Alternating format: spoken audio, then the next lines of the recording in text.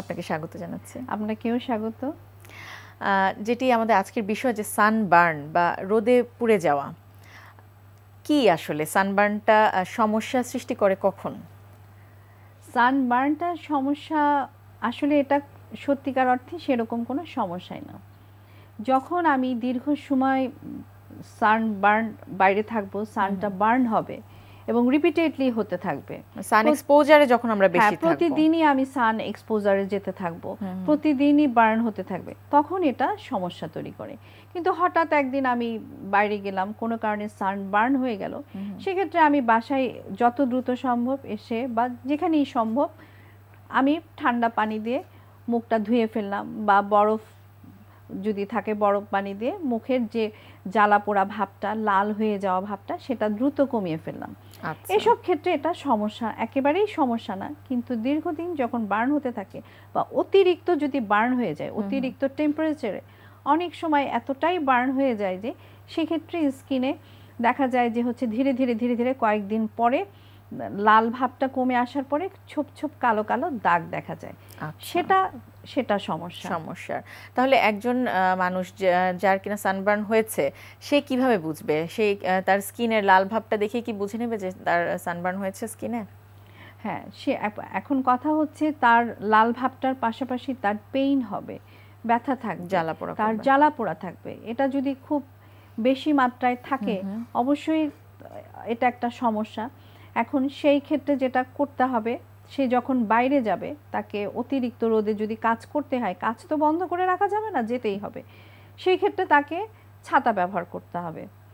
তারপর কাপড় চোপড় এমনভাবে পরবে, মুখ তো ঢেকে রাখা যাবে না, বিশেষ করে হাতে, আমাদের দেশের যা ড্রেস আপ, হাতটা একটু বের হয়ে থাকে ছেলে বা মেয়েদের, ঢাকা কাপড় পরতে হবে, যাতে সরাসরি সানবার্নটা হয় ফটো সেনসিটিভিটি আছে এমন স্কিনগুলো, যাদের যারা এরকম স্কিনের অধিকারী, তারা কি জানতে পারবেন যে তার সেই ফটো সেনসিটিভিটি বা রোদের প্রতি স্পর্শকাতরতা আছে? ফটো সেনসিটিভিটি কার আছে কার নাই এটা সাধারণত বোঝা খুব মুশকিল। তবে সাধারণত আমরা দেখি যাদের সেতি রোগ থাকে, পুরো চামড়াটাই সাদা হয়ে গেছে, তাদের ফটো সেনসিটিভিটি থাকে, বা যাদের স্কিনের কালার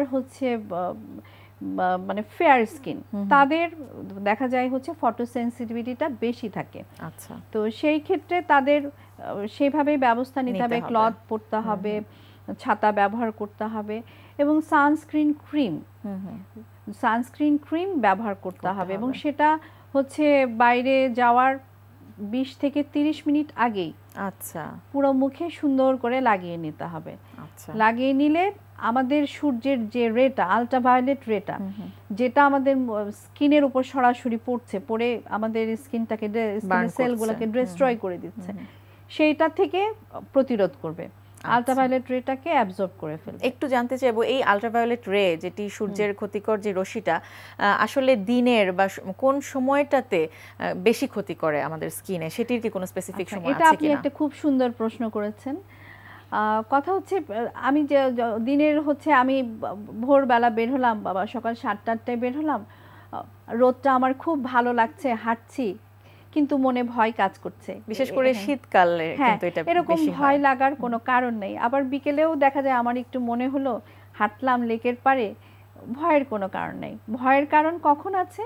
একদম মোটামুটি যে সময় সূর্যকে আমরা বলি যে মাথার উপরে থাকে, সকাল 10টা থেকে বিকেল 4টা, এই সময়টাতে সূর্যের যে রেটা আসে, সেখানে প্রচুর পরিমাণ আলট্রাভায়োলেট রে থাকে, যেটা আমাদের স্কিনের ক্ষতি করে। কাজে আমাকে ওই সময়টাকে মাথায় রেখে কাজ করতে হবে। বাইরে গেলে, বাইরে তো যেতেই হয় আমাদের বিভিন্ন কাজকর্মে, ওভাবে প্রিভেন্টিভ ইউজ করতে হবে। সমস্যা নিয়ে যখন আপনাদের কাছে আসে যে তার স্কিন বার্ন হয়ে গেছে, সানবার্ন হয়েছে, কি ধরনের কমপ্লেইন তখন তার থাকে এবং আপনারা সেটি ম্যানেজ করেন কিভাবে? সমস্যা যখন নিয়ে আসে, যেমন আমাদের কাছে সাধারণত সানবার্ন হলেই মানুষ সরাসরি কিন্তু ডাক্তারের কাছে যায় না। যখন দিনের পর দিন সানবার্ন হতে থাকে, যখন সে দেখে তার স্কিনটা ধীরে ধীরে নষ্ট হয়ে যাচ্ছে, তখন সে একজন চিকিৎসকের শরণাপন্ন হয়। এবং সেই ক্ষেত্রে আমরা পেশেন্টটাকে কিভাবে পাই, দেখি যে তার স্কিনটা রাফ হয়ে গেছে, ড্রাই হয়ে গেছে, জায়গায় জায়গায় ছোপ ছোপ কালো দাগ পড়েছে, তো তখন আমাকে কি করতে হবে, তার পুরো স্কিনটাকে আগের অবস্থায় ফিরিয়ে নিয়ে আসতে হবে। সেটা কি সম্ভব? হ্যাঁ, সেটা অবশ্যই সম্ভব। আমরা সেই ক্ষেত্রে কি করি, রোগীদের পেশেন্টের যে হচ্ছে কালো কালো ছোপ ছোপ দাগ আছে সে জায়গায় টপিক্যাল কিছু স্টেরয়েড জাতীয় ক্রিম আছে, সেগুলো তাকে আমরা দেখে সেই অনুযায়ী বলি যে লাগাবেন। আচ্ছা, দিনে সকালে একবার, রাতে একবার হালকাভাবে লাগাবেন। আর অন্য কোনো সমস্যা, যেমন তার যদি বার্নিং সেন্সেশন থাকে বা বলে যে ব্যথা হয়, সেই ক্ষেত্রে আমরা একটু NSAID দিতে পারি সেটা কমার জন্য। আর এই পুরো প্রক্রিয়াটা সম্পন্ন হতে আসলে কতগুলো সিটিং লাগে বা কতদিন সাধারণত লেগে থাকে? ছোপ ছোপ কালো দাগ যদি পড়ে যায় কারো, যদি হালকা বা গাঢ় যেটাই হোক, সেটার জন্য তাকে কমপক্ষে 1 মাস ওষুধ ব্যবহার করতে হবে। আচ্ছা, এবং আমরা তাকে পরবর্তীতে আবার 1 মাস পরে ফলো আপে আসতে বলি। প্রয়োজন বোধে আমরা তাকে পরবর্তী ফলো আপে আরেকটু কম মাত্রার ওষুধ দিই। এভাবে করে ধীরে ধীরে আমরা তার স্কিনটাকে আগের অবস্থায় ফিরিয়ে নিয়ে আসতে পারি। আচ্ছা, তো এই একদম কালো দাগ পর্যন্ত যাতে যেতে না হয়, আপনাদের কি পরামর্শ থাকবে রোগীদের প্রতি যে আসলে কখন একটু কেয়ারফুল হওয়া উচিত বলে আপনি মনে করেন এই বিষয়টি নিয়ে? এই ক্ষেত্রে পরামর্শ থাকবে, যদি অতিরিক্ত গরমে এসে থাকে, যদি সম্ভব হয় ঠান্ডা পানি দিয়ে মুখটা ধুয়ে ফেলবে। তাতে ওই যে মুখে যে সরাসরি আলট্রাভায়োলেট লাইটটা এসে লাগছে, যে একটা ডিসকমফোর্ট দিচ্ছে, সেটা চলে যাবে, সে একটা কমফোর্ট ফিল করবে। পাশাপাশি একটা ছোট কথা বলি, এটা অবশ্য অনেকেই হয়তো ব্যবহার করেন না। আমি যদি হাতের কাছে সানস্ক্রিন নাই, কিছু নাই, আমার কিছু একটা দরকার, সেই ক্ষেত্রে আমরা কোকোনাট অয়েল মানে নারিকেল তেল যেটাকে বলি, সেটা অথবা সানফ্লাওয়ার অয়েল খুব হালকাভাবে একটু লাগিয়ে নিলেই এটাও ওই আলট্রাভায়োলেট রেটাকে প্রোটেক্ট করতে পারে। চমৎকার একটা টিপস এটি, যার জন্য আমাদের সানটা বার্ন হবে না, আলট্রাভায়োলেট রেটাকে অ্যাবজর্ব করে ফেলবে। এটা হয়তো বা মানে সাধারণ নারকেল তেল অথবা সানফ্লাওয়ার অয়েল, সেটি এই সানস্ক্রিন হিসেবে প্রয়োজনে ব্যবহার করতে পারি। যদি আমি হয়তো এমন কোথাও গেছি, আমার হাতের কাছে সানস্ক্রিন নাই বা সানস্ক্রিনটার সাথে নিতে আমি ভুলে গেছি, আমি এই ব্যবস্থা নিতে পারি।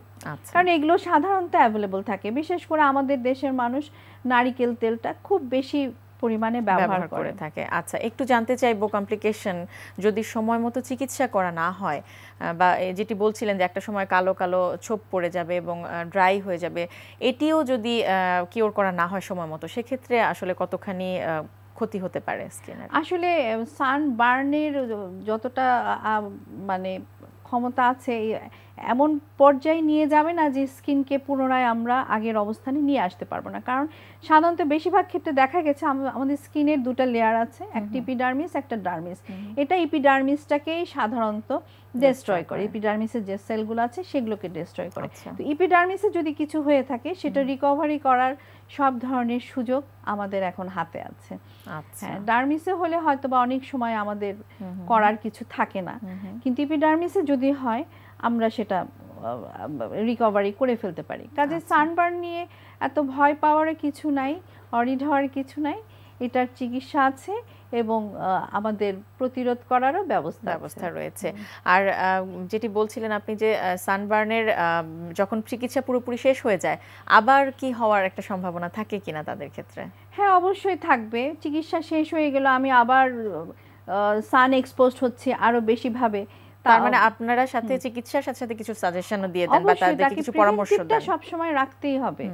তাকে ছাতা ব্যবহার করতে হবে, সানস্ক্রিন ব্যবহার করতে হবে, প্রিভেন্টিভটা সবসময় তাকে রাখতে হবে। প্রিভেন্টিভটা যদি সে না রাখে, তার পুনরায় সানবার্ন হয়ে যাবে। এবং এখানে আরেকটা কথা হচ্ছে, বেশি এইজ হয়ে গেলে তখন আসলে সেগুলো দূর করা আসলেই কঠিন। আচ্ছা, তাই আগে থেকেই আমাদেরকে সতর্ক থাকতে হবে। ম্যাডাম চমৎকারভাবে বললেন, অনেক অনেক ধন্যবাদ আপনাকে। আপনাকেও অনেক ধন্যবাদ আপনার চমৎকার কিছু প্রশ্নের জন্য। দর্শকদেরও ধন্যবাদ। আপনারা এগুলো ব্যবহার করবেন, আশা করি সবার স্কিন সুন্দর থাকবে, ভালো থাকবে। প্রিয় দর্শক, আমরা শুনছিলাম সানবার্ন হলে কি করবেন এবং এটি প্রতিরোধে করণীয় কি, তা নিয়ে বেশ কিছু গুরুত্বপূর্ণ পরামর্শ। আশা করছি আমাদের আজকের অতিথি যে পরামর্শগুলো আমাদের দিলেন সেগুলো আপনাদের কাছে আসবে।